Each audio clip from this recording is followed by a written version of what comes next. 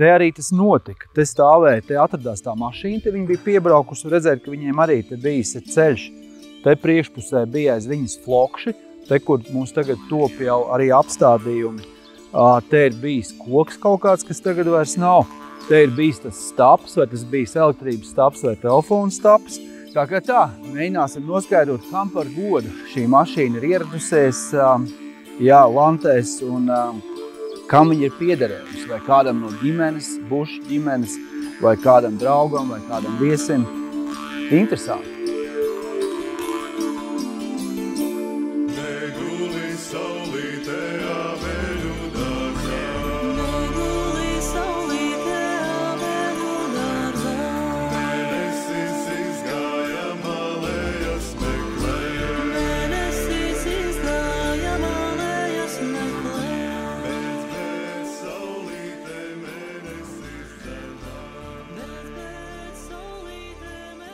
Šobrīd tas stāsts ir par iepriekšējām paaudzēm un par cilvēkiem, kuri dzīvojuši muižā un kuri atstājuši šeit enerģiju.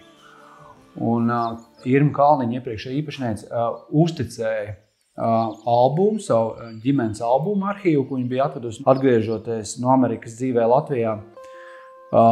Un tur ir milzīgs apjoms, vērtīgs apjoms ar vēsturiskajām fotogrāfijām un viena daļa, kas attiecās arī uz dzīvi Lantas muižā un Lantēs te pie upes, pie lielās Juglas.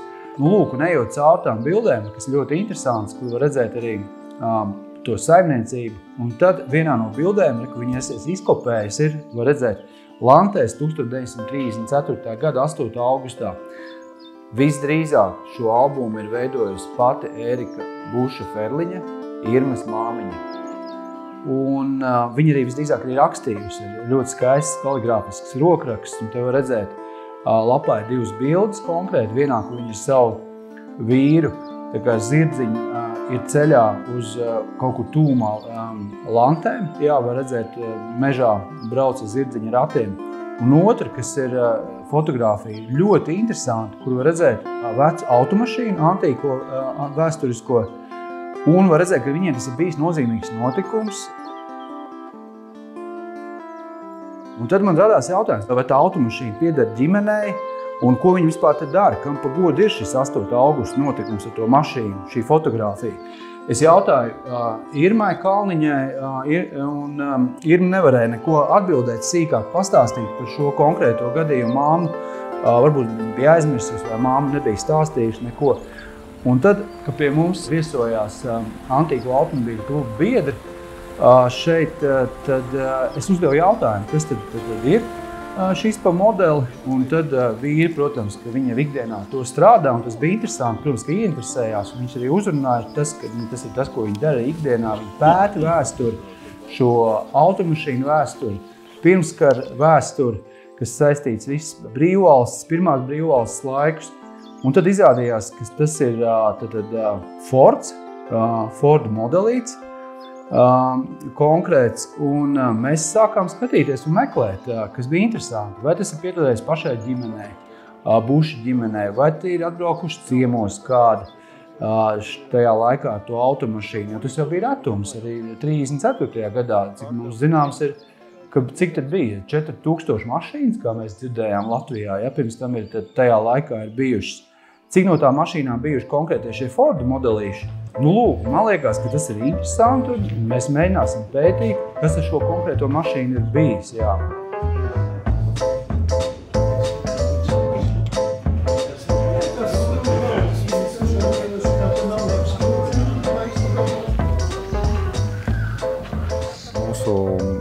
Ikgadējais pasākums, ko rīko Latvijas Antīko automobīļu klubs kopā ar Rīgas motoru muzeju. Šo mēs esam nosaukuši par veterānu braucienu, un faktiski tieši šādā formātā mēs salīdzinoši nesen, ja nemaldos, kā šis gads tikai 3. gads. Nu, teiksim tā, vīriem vienkārši gribas biežāk kaut kur izbraukt, satikties, un salīdzinoši nelielā kompānijā, bet prieks man ir tas, ka šī kompānija paliek ar katru gadu lielāk, un tā mūsu mērķis ir tieši varbūt vairāk popularizēt šo pirmskara tehniku un tādus automobīļus, ar kuriem varbūt tiešām arī pasākumos pat nebrauc tik bieži kā varbūt ar jaunākiem automobīļiem. Agri, tu saki, ka Talbots ir vecākā mašīna šajā braucienā? Mēs tīri, lai nejauktu galvu no paši saprast, tad Talbot 25. gada. 120. gada, jā. Pēc kāds krāsts tieši kā kurbaģi, logotipi. Šī interesanti ir arī automobils ar tādu specifisku virsbūvi, kas nav tādā ikdienišķā izpildījumā. Jā, es saprotu, ka motoru ražoja Talbots, bet virsbūvi ražoja Saučik, jā. Tāds ļoti izrunāms vārds. Jā, Saučiks. Īpaši tajos laikos gan Itālijā, gan Francijā bija ļoti daudz dažādas autobūvas uzņēmumi, kas centās sevi, kā saka, parādīt. Un vēl, kas ir acīs, bet laikam labāk redzam, šajā mašīnai īpašais, tā kā katra reize mums tāda īpaša zīme ir, ja, tie Antes Mūža, tā ir tāda tradīcija klubos, droši vien, kad arī citiem klubiem, bet šīs zīmes jau tradicionāli ir faktiski no pirmsākumiem tam pasākumam un tajā dienā, kā tādu sasaiste ar šo pasākumu, gan arī paliek pēc tam par atmiņu. Gan vieniem, gan otriem tā noteikti sirdslieta un hobijs.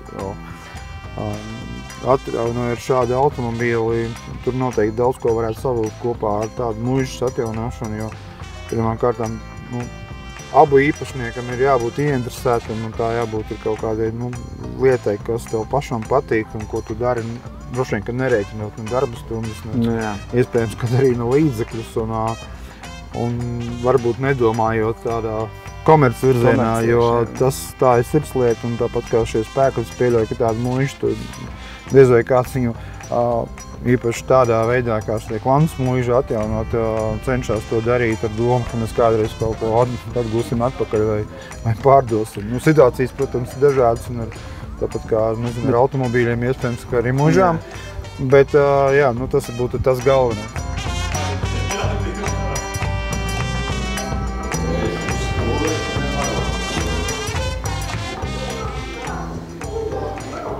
Kas tas tāds skaistais aparāts? Kas tāds ir? Tas ir Wanderers.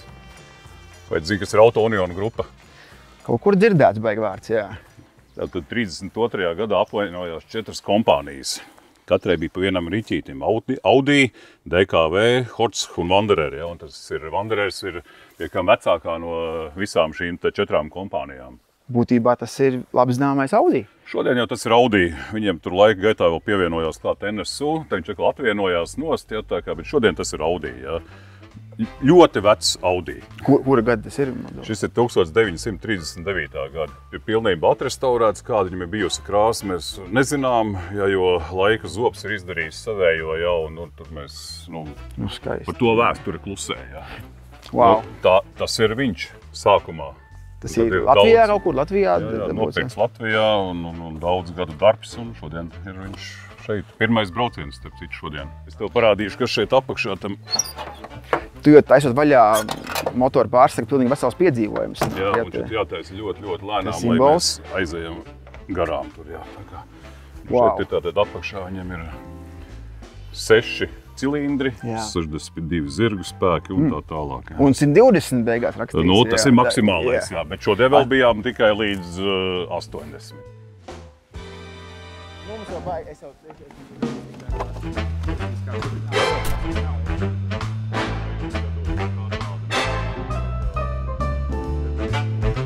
Brauksim tā apkārt. Pa kuru pusi? To pusi, kreiso pusi, tā lai mēs nākam no šīs pārnā seju uz kopīgo bildēsim.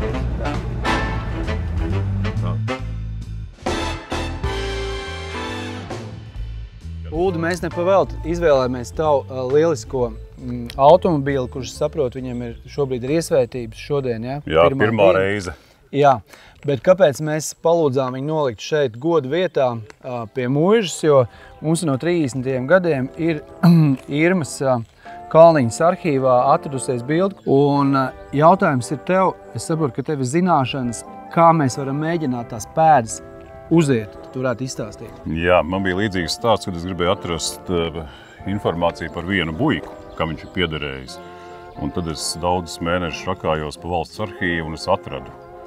Un muzejā nebija, nekur nebija, bet tātad tur atradās, ka reģistrus tajā laikā taisīja veda Rīgas prefektūras ārējā nodaļa. Jā, un tāpēc neviens to nebija atradis. Jā, bet es viņus atradu un es domāju, ka tev vajag aiziet uz arhīvu un palasīt reģistrus. Gads apmēram ir zināms, 3, 4, 5. 3, 4, 5. Jā, tas nebūs ilgi. Tad mēs varēsim noskaidrot, vai konkrētā mašīna piederēs pašam miltu rūpniekam Kārlim Bušam, vai arī mēs varēsim varbūt noskaidrot, kurš pie viņu ir atbraucis ciemos ar šo mašīnu. Jā, varēs apstīties, domāju, visus tajā gadā reģistrētos Fordus A un viņu īpašniekus un mēģināt savilkt paralēlus. Paldies par iespēju meklēt pēdas, tad ziņosim, kas mums izdevās. Kā varam tā palīdzēt.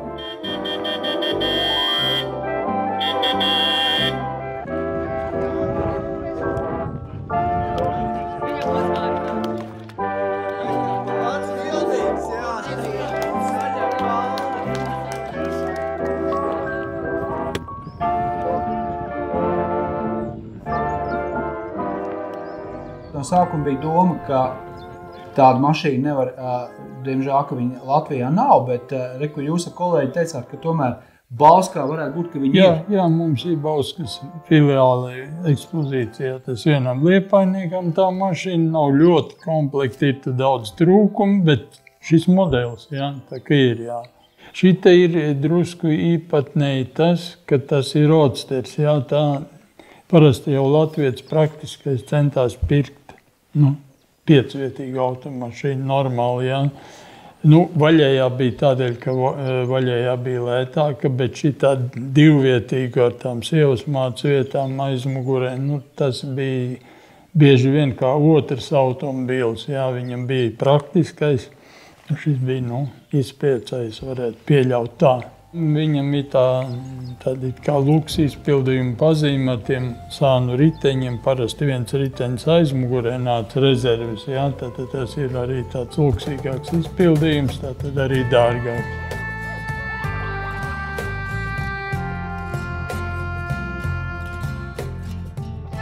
Šeit ir Ford A. Līdz 2. pasaules karam Latvijā vispopulārākā automarka. Šeit stāv 1930. gada modelis, Roadsters Deluxe komplekt. Tas Deluxe, tātad jūs redzat, ka lukturītis ir nohromēts, ja būtu parasti, viņš varētu būt krāsots. Tā atšķirības ir mazas. Vislētākā komplektācija, bet 30. gadā 4000 latu, tā tomēr ir ļoti liela nauda. Lieta tā ir ļoti dārga. Tāpat 30. gadā visā Latvijā ir apmēram 4000 automobīļu. Tas ir visi kopā. Tas ir Fordi, Chevroleti, Dodži, visa Eiropa, pie kam tas ir vieglie automobīļi, tie ir kravas automobīļi, tā ir medicīniskā palīdzība, tie ir ugunsdzēsēji. Saskaitām visus kopā un Latvijā uz ceļiem eksploatācijā būs apmēram 4000. Strādnieks nesapņoja. Pat tie motocikli, kas tur stāv aiz, arī tas strādniekam ir pa dārgu. Tātad strādnieku sapnis ir velosipēds, uz automobīli viņš var pa gabalu noskatīties. Tas var būt inženieris, viņam ir izglītība, tātad, ja viņš ir tehniski izglītots, tātad arī var atļauties. Man liekas, ka tas viņiem bija tāds 7. pasaules brīnums. Tas vēl viens tāds brīnums bija telefons, kas šobrīd pārsteigums izrādās. Šīs ir bijušas vienīgās mājas kaut kādā laika posmā un pavisam noteikti pirmās robežos, kur ticis ievilkts telefons, telefona līnija.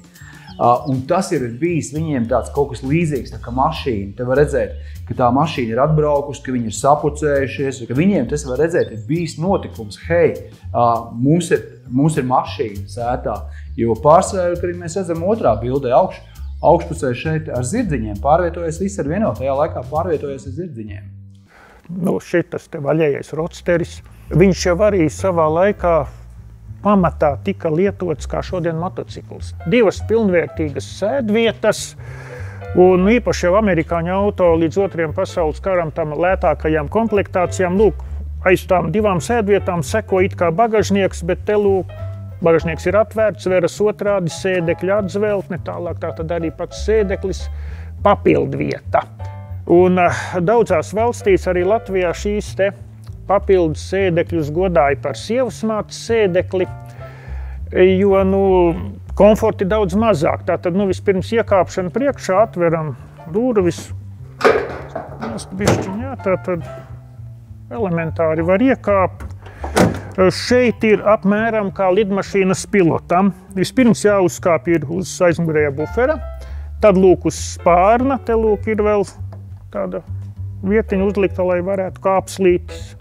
Un tad jāiekāp ir bagažniekā iekšā. Sēdeklis ir novietots virs pakaļējā sas. Līdz ar to vairāk krata nekā tur, kas pa vidu sēž. Izpūtējs beidzās šeit tuliņās aiz automobīļa, tātad arī smarža, troksnis ir baudāms. Ja brauciena laikā sāk lietus līt, priekšā sēdošie lūk šo te jumtu var uzlocīt un viņi no lietus ir pasargāti. Papildus sēdeklī sēdošajam tādas opcijas nav, tātad arī var baudīt visus laika apstākļus. Modelīti 30. gadā Latvijas presē reklāmās norādītas 6 krāsās. Tātad ir 6, bet viņas var arī būt kombinētas. Tā kā šeit, piemēram, ir zils un šis te oranžais, melns, pelēks. Protams, viss varēja būt melns.